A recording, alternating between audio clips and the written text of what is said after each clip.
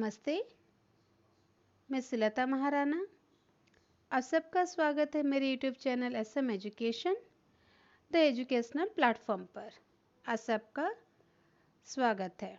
MST 9 कहानी स्वरूप और विकास अध्याय 5 के एक प्रश्न के उत्तर की ओर हम चलते हैं। प्रश्न है, निम्नलिखित पर टिप्पणी प्रस्तुत कीजिए और वो है लोकतंत्रीय व्यवस्था में आम आदमी और मध्य वर्ग। तो इसके उत्तर की ओर चलते हैं। साहित्य या कहानी में जब समकालीनता की विशद चर्चा की जाती है तो अमूमन उसे एक ही समय का अथवा तत्कालीन रूप में स्वीकृत किया जाता है। यानी अगर आप साहित्य या कहानी में जब समकालीन की बात कहा जाता है तब उसे हम उसी समय का अर्थात तत्कालीन रूप में ग्रहण करते हैं। यानी समकालीन का अर्थ है उसी समय का या तत्कालीन। इतिहास के साथ जोड़कर उसे नहीं देखा जाता। यानी समकालीन कहानियों या साहित्य या समय हो या उस समय की घटना हो, उसे इतिहास के साथ जोड़कर नहीं देखा जाता है। 1968 ईस्वी में प्रकाशित पुस्तक समकालीन कहानी का रचना विधान, तो 1968 में प्रकाशित पुस्तक समकालीन कहानी का रचना विधान में गंगा प्रसाद बिमल ने मुख्यतः सन 60 के बाद की कहानी के रचना विधान और समीक्षा और कहानी एवं उसके बहाने उस दौर की कहानी के केंद्र में मौजूद जीवन के समग्र अस्वीकार तथा विरोध के मुख्य चेतना पर विचार करते हुए लिखा है कि किसने लिखा है? ये लिखा है गंगा प्रसाद बिमल जी ने। किस पुस्तक में लिखा है? समकालीन कहानी का रचना विधान में उन्होंने लिखा है। किस समय की बात को लिखा है उन्होंने सन 60 के बाद की कहानी के रचना विधान, यानी उन्होंने लिखा है सन 1968 में समकालीन कहानी का रचना विधान जो पुस्तक है उसमें गंगा प्रसाद बिमल जी ने लिखा है। किस समय की बात को लिखा है?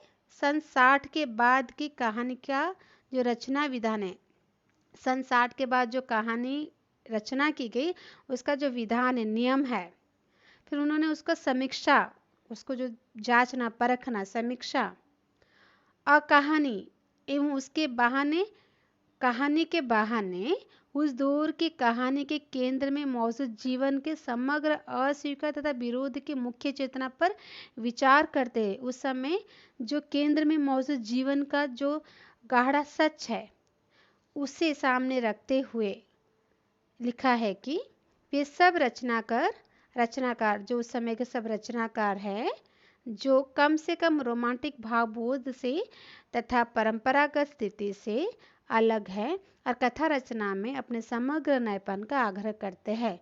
यानी उस समय के जो रचनाकार है वो कम से कम रोमांटिक भावबोध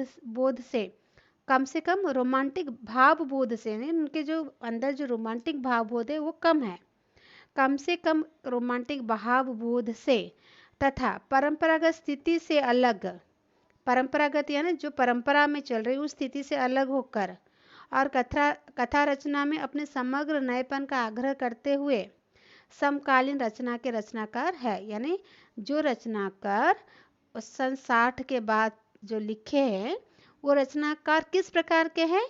वो है कम से कम रोमांटिक भाव बोध वाले, परंपरागत स्थिति से अलग और समग्र नएपन के साथ जो लिखे हैं वो सभी रचनाकारों को समकालीन रचनाकार कहा गया है। किसने कहा है? गंगा प्रसाद बिमल जी ने कहा है। वो उन्होंने किस में ये सब लिखा है? उनका एक समकालीन कहानी का रचना विधान है उसमें लिखा है।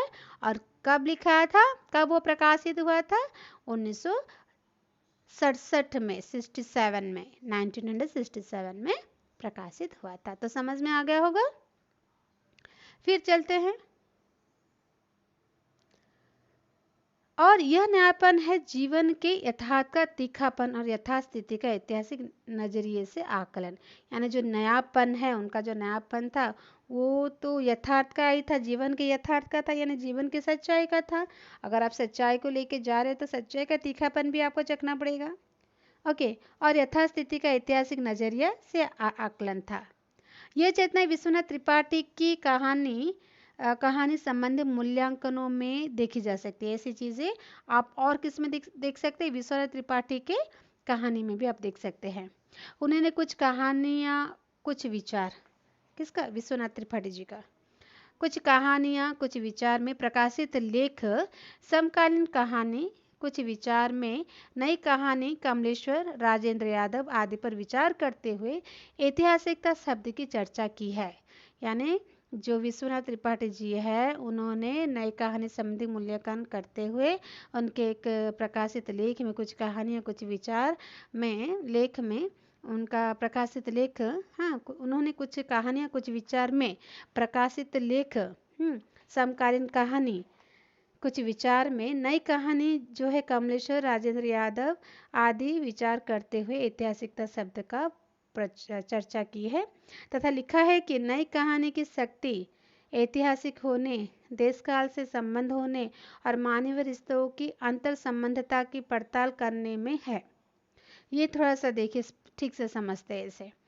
यह चेतना जो है विश्वनाथ त्रिपाठी के कहानी संबंधी मूल्यांकनों में भी देखा जा सकता है। उन्होंने कुछ कहानियाँ और कुछ विचार में प्रकाशित, यानी कुछ कहानियाँ, कुछ विचार में प्रकाशित लेख, यानी कुछ कहानियाँ, कुछ विचार, एक बड़ा सा खंड है, उसमें प्रकाशित एक लेख है समकालीन कहानी। उस कहानी का नाम है कुछ विचार में नई कहानी के जो कहानीकार है, कौन कौन है? कमलेश्वर, राजेंद्र यादव आदि पर विचार करते हुए ऐतिहासिकता शब्द का उन्होंने वहाँ पर चर्चा किया है तथा लिखा है कि, किस में लिखा है? उन्होंने समकालीन कहानी में लिखा है और समकालीन कहानी के कुछ विचार में लिखा है। और वो उसके मुख्य पुस्तक कहाँ है, किस में प्रकाशित हुई थी? कुछ कहानियाँ, कुछ विचार में ये प्रकाशित हुई थी। तो उन्होंने लिखा है कि नई कहानी की शक्ति ऐतिहासिक होने, देश काल से संबंध होने, यानी नई कहानी की जो शक्ति है उसका ऐतिहासिक होना, देश काल से संबंध होना और मानवीय रिश्तों की अंतर संबंधता की पड़ताल करने में है। समझे आप? उन्होंने कुछ कहानियाँ, कुछ विचार में प्रकाशित समकालीन कहानी, कुछ विचार में उन्होंने कुछ कहानीकार कमलेश्वर, राजेंद्र यादव पर चर्चा करते हुए लिखा है। उन्होंने ऐतिहासिक शब्द का प्रयोग किया है और उसमें उन्होंने लिखा है कि नई कहानी की शक्ति ऐतिहासिकता होना, देश काल का संबंध होना, मानवीय रिश्तों के अंतर संबंधता की पड़ताल करने में है। यह है नई कहानी। अर्थात कहानी में लेखक का सिर्फ अनुभव या शिल्प महत्वपूर्ण नहीं होता है, बल्कि विचार के माध्यम से निर्मित इतिहास भी महत्वपूर्ण होते हैं। मौजूदा समकालीन कहानी की खास विशेषता यह है कि उसमें समकालीन समय के इतिहास, विचारों का दस्तावेजीकरण दिखलाई पड़ता है। कहानीकार या उनके पात्र निस्सहाय नहीं दिखलाई पड़ते हैं, यानी वो डिस्करेज नहीं पता चलता, वो ऐसे डर नहीं जाते हैं, स्थितियों से भागकर कोई रोमांटिक यथार्थ नहीं गढ़ते हैं, बल्कि विसंगतियों से एवं असमानता से सीधा टकराते हैं, मुक्ति के रास्ते बनाते हैं। बस समकालीन कहानी नई कहानी से इसीलिए अलग है कि जहाँ नई कहानी में अकेलापन, प्रेम, मोह संबंधी के टूटने आदि का पहचान की चिंता है, यानी जो नई कहानी में अकेलापन, प्रेम, मोह संबंधों के टूटने आदि की पहचान की चिंता है, तो वहीं समकालीन कहानी में सामाजिक समुदायों एवं समूहों द्वारा अपने वजूद के लिए किए जा रहे संघर्षों को देखने एवं ऐतिहासिक दृष्टि से व्याख्यायित करने की चेतना दिखलाई पड़ती है। तो समकालीन कहानी में क्या है? कृषकों के बारे में है और मजदूरों के बारे में है, अल्पसंख्यक लोगों के बारे में, स्त्री समाज के लिए, दलित समाज के लिए। तो ये एक सामाजिक समुदाय है और एक समूह है, अकेला कोई नहीं है। और ये समुदाय और ये समूह लड़कर अपने वजूद को पाने के लिए संघर्ष करते हैं और इस तरह से ऐतिहासिक दृष्टि से भी ये व्याख्यात होता है।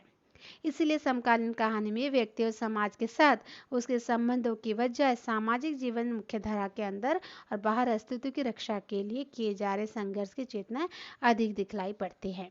दूसरे शब्द में समकालीन कहानी में यथार्थ में निर्मित में जितने बड़े पैमाने पर हाशिए के समाज की भूमिका दिखाई पड़ती है, उतना अन्य दौर की कहानियों में नहीं है।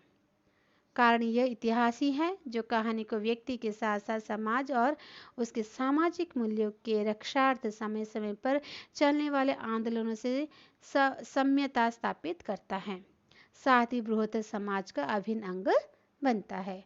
तो ये था लोकतंत्रीय व्यवस्था में आम आदमी और मध्य वर्ग किस तरह से पुरानी जो नई कहानी और समकालीन कहानी में किस तरह से अलग अलग है, और गंगा प्रसाद जी ने क्या कहा है, और विश्वनाथ सिंह जी ने क्या कहा, ये सब आपको याद करके लिखना है। तो इस तरह से ये वीडियो यहाँ पर समाप्त होता है। तो आप मेरे चैनल को सब्सक्राइब कीजिए, वीडियो को लाइक एंड शेयर कीजिए, और कुछ सुझाव अगर देना है तो कमेंट बॉक्स से दे सकते हैं। नमस्ते, धन्यवाद।